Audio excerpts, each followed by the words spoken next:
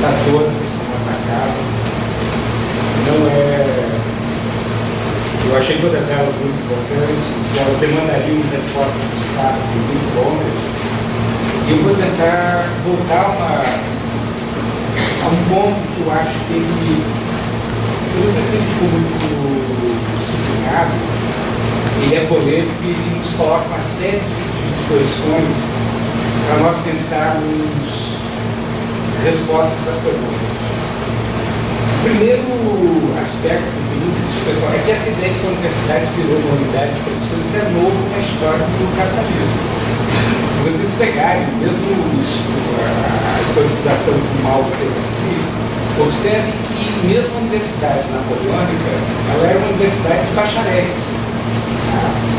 Essa universidade que nós vivemos hoje é uma universidade que o próprio bacharel é um tipo de especialista. Numa sociedade como a brasileira, isso é curioso. E olha só, a maior parte dos nossos intelectuais, uma boa parte dos nossos bons poetas e escritores eram todos eles bacharéis. Bacharel era um cara que era formado em direito, em geral, bacharel em direito, oriundo das classes dominantes, com uma boa renda familiar, uma boa herança.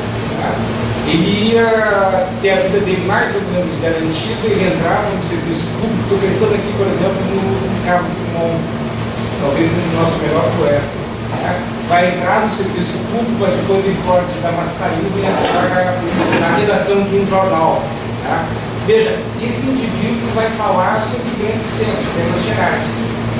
Essa figura bacharelesca era formada pela universidade, era típico da Universidade Brasileira.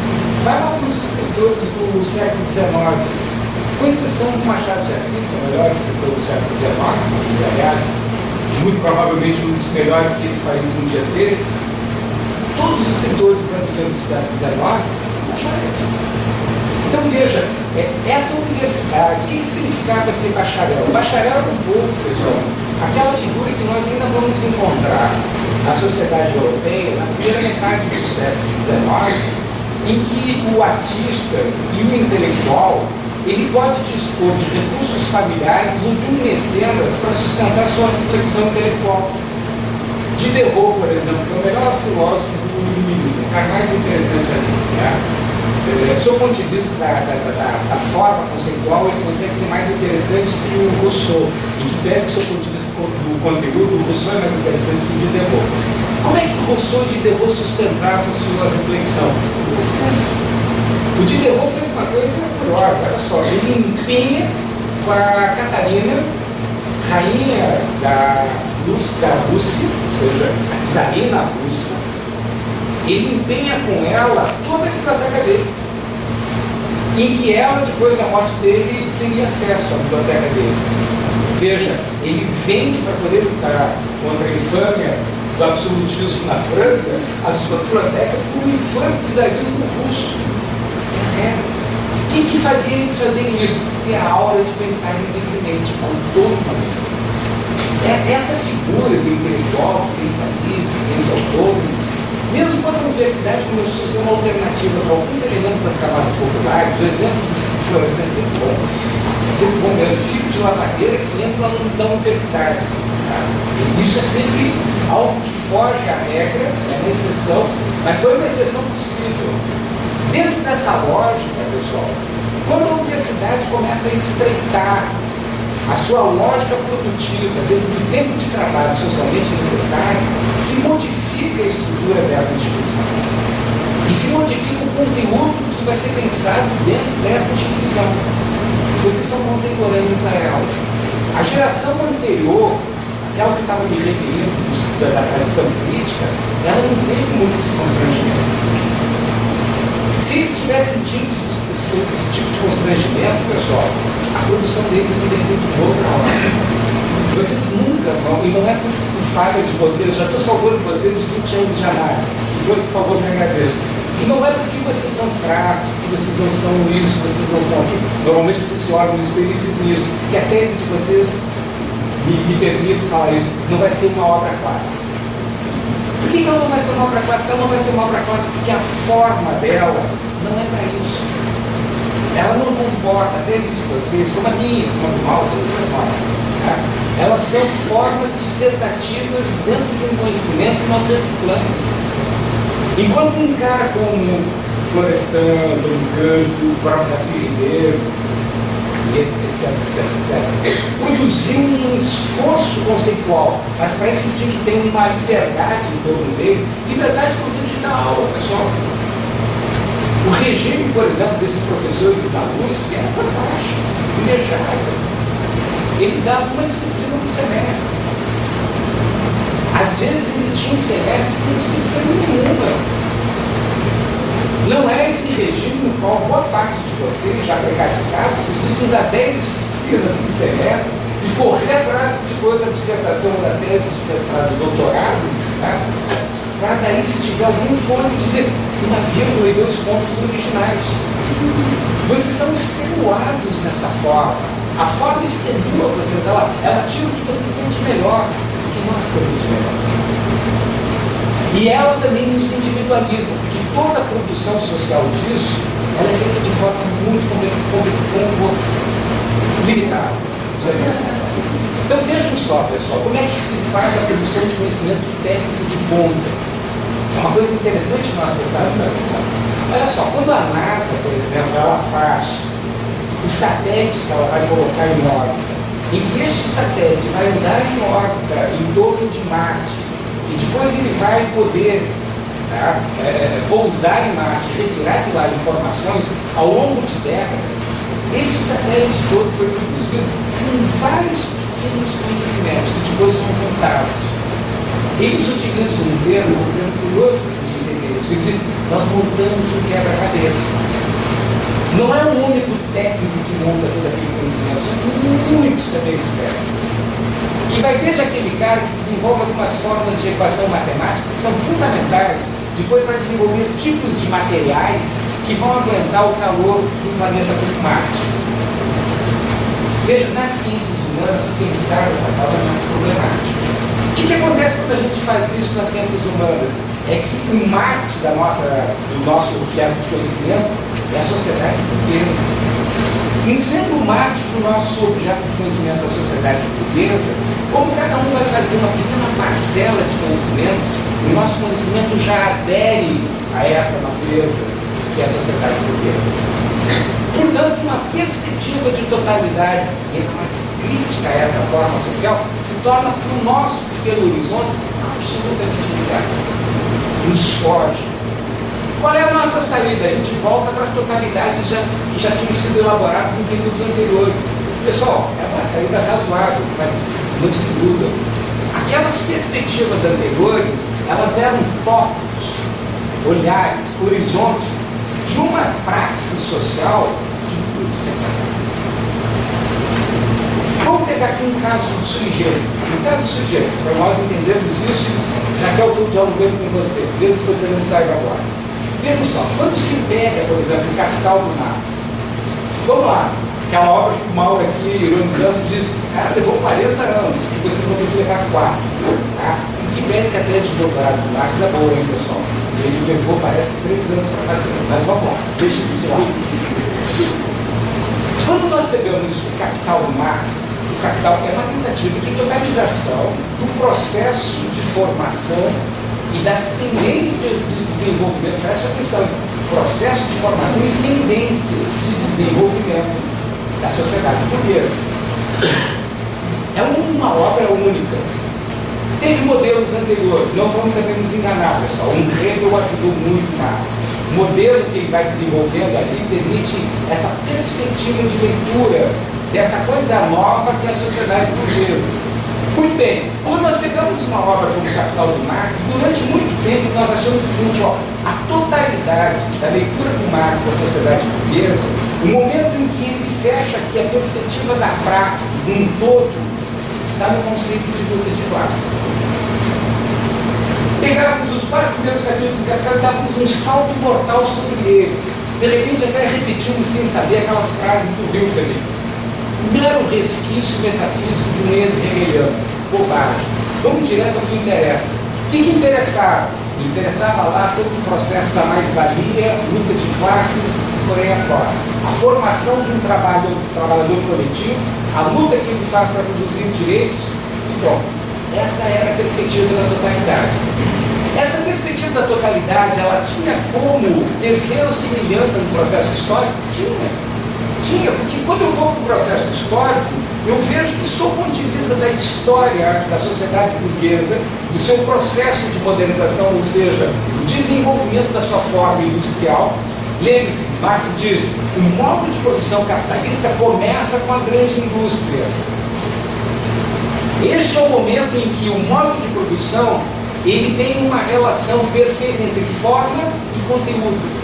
A forma de produção de valor, ela chega a sua forma ideal, a sua forma de realização plena, exatamente na forma da grande indústria.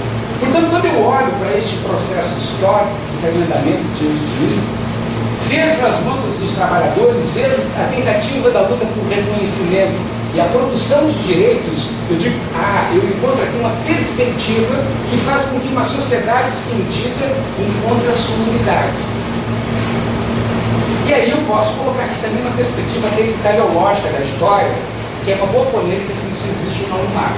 Deixamos isso de lado. Botemos aqui a totalidade neste ponto. Esse tipo de perspectiva explicou o processo de modernização da sociedade burguesa mundo afora?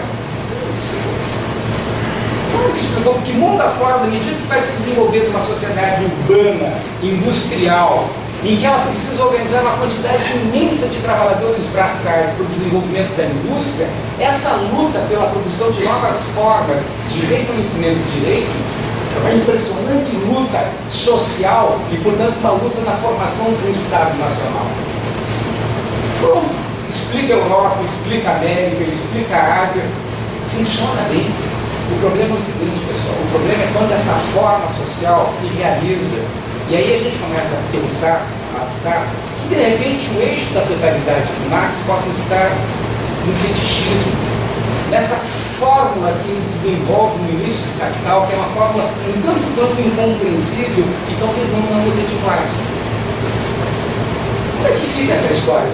Vamos lá, vamos tentar entender. Como é que fica essa história? Que se daria mais ou menos no seguinte cenário.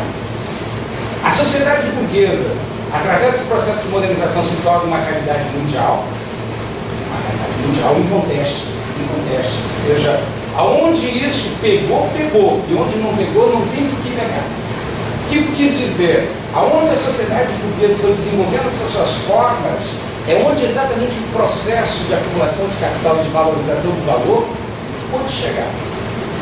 O que fica fora, algumas regiões da África, da Ásia, da América, é porque de fato não há mais como se produzir isso na lógica da valorização do valor. Por exemplo, as massas africanas, elas não vão ser inseridas nisso, porque nessa altura do capitalismo, os braços para serem explorados no trabalho já não é mais o centro da expansão do valor. Falta capitalismo na África? Não falta não, camarada. Não falta não. A África toda ela, desde a origem, desde o início do tráfico negreiro, ela foi batizada pelo capitalismo. Esqueçam esse discurso. O que significa isso? Significa que, dado este movimento dessa sociedade madura diante de nós, dado que é a forma de expansão do capitalismo no mundo inteiro, de todas as relações sociais serem mediadas por dinheiro, mercadoria, dinheiro, como é que nós vamos poder contar a história dessa sociedade?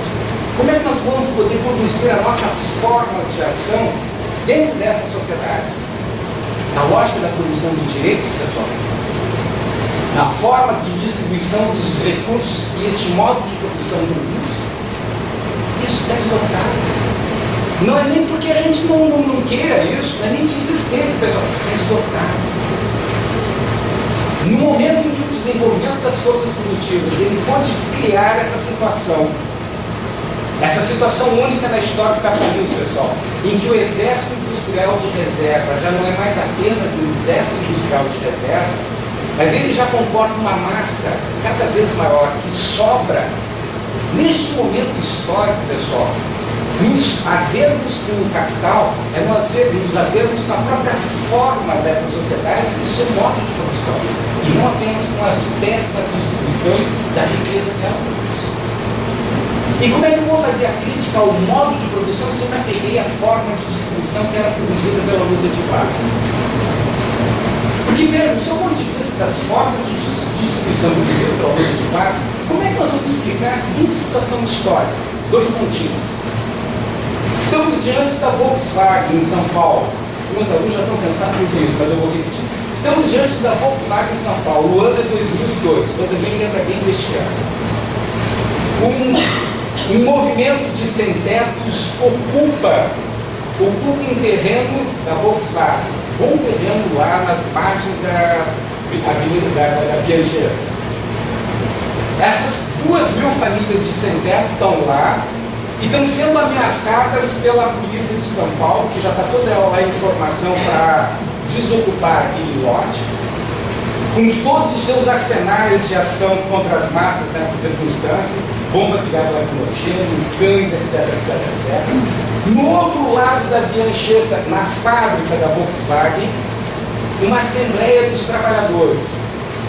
O que eles estão discutindo, pessoal? Vale pagar pedido e volta a Cuba. Solidariedade com a moçada do outro lado? Não, né? Pois é, não estão discutindo isso não. O que eles estão discutindo? Eles estão discutindo produzir aqui uma comissão que vai se dividir em duas. A primeira comissão vai para Brasília e a segunda vai para a Alemanha. E eles vão fazer o quê? Vão propor para o governo brasileiro reduzir IPI para a central da empresa da Alemanha não demitir operários. Termina a Assembleia, eleita a comissão, feita ali um conjunto de reivindicações, o pau come no outro lado da via. O que fazem os operários? Vão lá, vão impedir que aquilo ocorra, voltam para o interior da fábrica e começam a trabalhar. Enquanto no outro lado da Via Anchieta, 2 pessoas são mortas. E aquele acampamento dizimado, o terreno é restituído à Volkswagen. Como é que nós nos havemos historicamente com essas situações cada vez mais repetíveis? Como é que nós nos havemos com uma situação histórica, pessoal, que aquele patamar heróico que nós produzimos na fase anterior, e que era possível fazer com que aquele que vendia sua força de trabalho produzir um lugar de dignidade nessa sociedade, mal podia contar que surgiria um momento dessa sociedade em que comprar a força de trabalho seria um privilégio para poucos. Como é que se dá a refletir criticamente a sociedade burguesa nessa situação histórica? Essa é a chave, pessoal. O que é a universidade burguesa dentro disso? Pessoal, eu diferente do que falo, eu acho que eu, professor universitário, sou absolutamente privilegiado. Veja, mas é um privilégio, sob o ponto de vista da lógica do privilégio, eu talvez tenha feito alguma coisa para merecer. Mas é um privilégio. Eu já dei aula em universidade privada, pessoal. Eu sei a diferença muito clara de dar 2 disciplinas por semestre e dar 8 disciplinas por semestre. E principalmente dando 2 a diferença do meu salário. Não rebaixamos o discurso. Dentro deste quadro, o que é a universidade? Eu sou parte de um processo produtivo dessa instituição. Nessas condições razoavelmente privilegiadas.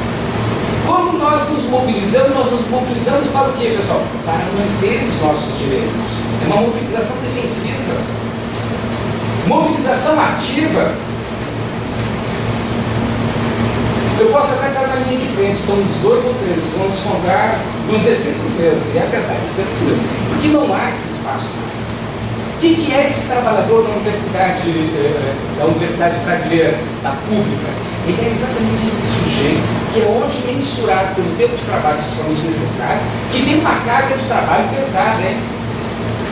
Mesmo que se dê 2 disciplinas por semestre, ele é obrigado a escrever tantos textos, ele é obrigado a fazer tantas extensões, tantas defesas de tempo. Ele tem lá todo um programa de produção, que não é leve. Para quem leva isso a sério, quer ainda estudar, quer pensar alguma coisa, não é leve. É muito mais de 40 horas de trabalho por semana. Muito mais. Portanto, o que nós queremos desse sujeito, que é já pela sua própria condição objetiva, um ser obtuso? Se vocês quiserem um jargão, um sujeito alienado. Tipicamente alienado. Aqui vai pensar a pequena parte seja do controle social, seja exatamente da equação matemática que permite que um pequeno artefato, né, tecnológico pouse sobre Marte. O que nós esperamos desse sujeito obtuso? Uma reflexão crítica sobre essa sociedade, aonde pode vir a se produzir alguma coisa aqui, pessoal. É quando essa forma-valor começa a se estilhaçar. Quando a forma-valor se estilhaça, pessoal, nas crises do capitalismo. O que é a forma-valor, pessoal? A forma-valor é o fio da faca. E quando a forma-valor funciona, o que é a forma-valor? O valor, ele encontra uma mercadoria e pode valorizá-la. Portanto, o dinheiro, o capital, ele encontra condições de investimento, ele vai lá, contrata a força de trabalho, meios de produção, a partir desses investimentos produz mercadorias que se realizam. Quando esse círculo funciona bem, este fio que é a forma-valor corta muito bem, a faca funciona. Quando esse círculo não funciona bem, quando não adianta eu contratar nova força de trabalho, porque eu não vou valorizar o capital, nós estamos em processo de superacumulação, de superprodução, não há mais como se encontrar rentabilidade, alternativas de rentabilidade do capital. Neste momento a forma-valor começa a ser um problema. Neste momento a faca perde o seu fio. O pessoal vai cortar pão com uma faca sem fio. Se joga ela longe. É mais ou menos nesse momento que se começa a problematicidade dessa lógica social. O que nós estamos pensando para essa situação histórica? Qual é as alternativas? É isso que eu estava provocando com vocês. Me permitam agora fazer o último gancho e incluir aqui o MST. Um gancho mesmo, serei rápido. Espero. Olha só, pessoal, o que é, dentro da minha explicação, um movimento como o MST? Mesmo contra o que o MST acha que ele é. Eu acho que o MST, posso mostrar para vocês com alguns dados, eu acho que o MST ele é parte do movimento da história da sociedade brasileira. Como todo movimento da história, ele tem várias nuances. Uma nuance do MST é que ele de fato é formado por camponeses. Essa é a menos importante, em que pese que é aquela que predomina dentro do movimento. Uma outra parte significativa do movimento, que cresceu muito nos anos 90, é uma massa imensa de ex-trabalhadores. Naquele sentido clássico do trabalhador, que era empregado, trabalhou na indústria, trabalhou aqui, acolá, construção civil, enfim, era parte daquela massa de braços que foi mobilizada pela sociedade brasileira naquele seu processo de modernização, principalmente acelerado durante a ditadura militar. Chegado ao final deste processo, começado a entrar em colapso a nossa modernização, essas massas vão sobrando. Dada aqui renovação tecnológica, desindustrialização, novas formas de concorrência, a sobra do mercado de trabalho no Brasil aumenta gigantescamente. Uma parte dessas massas é regimentada e mobilizada pelo MST, que não quer. Em estados como Rio de Janeiro, São Paulo, Paraná, não é nada pequeno esse presídio, pelo contrário. O que são essas massas na medida que são regimentadas pelo MST? Elas vão fazendo a experiência de um outro tipo de movimento social. Este movimento social ele não pode mais dirigir apenas a luta por direitos, mesmo que ele às vezes faça isso, e deve fazer. Não se trata de desistir dessas lutas, mas não é daqui que vai se tirar o que nós chamamos de um fim estratégico de uma luta social do capitalismo ativo. Uma parte significativa da luta deles é reproduzir formas de sociabilidade. Me permito descrever aqui, sob o ponto de vista da produção do conhecimento, alguns aspectos da produção de sociabilidade do movimento sem terra, que é muito rico. Quando ele faz uma ocupação, que é para mim o momento mais interessante dessa dialética que eu estou descrevendo, nessa ocupação, pessoal, onde se reúnem as famílias com o que elas têm de mais importante, é muito interessante se vocês observarem que objetos as famílias levam para aqueles acampamentos. Aí eles diziam que é essencial para o ser humano. 2 mudas de roupa, 2 panelas, um santinho de padecíssimo de algum lugar. São coisas mínimas, são coisas mínimas. Dada essa presença deles embaixo de uma barraca de lona preta, da família inteira ali, eles precisam entrar aqui agora num processo de socialização de uma nova lógica. A socialização agora tem que produzir deles a resistência para a luta. Eles precisam fazer ao mesmo tempo um largo movimento de democratização radical democratização horizontal, todos eles devem ter algum papel neste processo, todos eles devem ter alguma função dentro desse acampamento. Todos eles vão fazer parte de uma brigada, de uma comissão. Neste mesmo movimento é necessário acertar as contas com o momento esclarecido da sociedade burguesa, que nunca seria acertado pela própria lógica da sociedade burguesa, ou seja, as letras, ensinar a ler e escrever às crianças e os adultos analfabetos. Portanto, veja, no acampamento em que todos participam politicamente, é um momento em que tem a escola também, ensino básico. Só que essa escola que está ensinando básico, é ensino básico, justamente fazendo um vínculo com outro processo de formação da política. Aqueles indivíduos vão aprender a ler e escrever para lerem textos que permitem a eles compreenderem melhor a sua ação histórica. Formação escolar básica com formação política e praxis. E este mesmo movimento teve a coragem, a ousadia, e aqui eu vou desenvolver muito naturalmente o problema, tá? Um aspecto que para mim ele ficou no meio do caminho. Este mesmo movimento sentiu que este processo dele, ele precisava ter aqui um quadro no qual ele pudesse dar unidade a esse processo histórico. Este quadro que daria unidade a esse processo histórico seria uma universidade popular. A primeira tentativa séria de uma universidade popular no Brasil é a Escola Florestan Fernandes.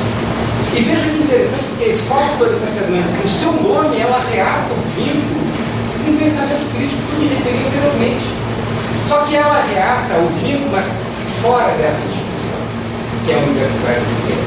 Produzindo o quê? Produzindo uma instituição em que os militantes do movimento social não vão ficar esperando o professor chegar para dar a lição.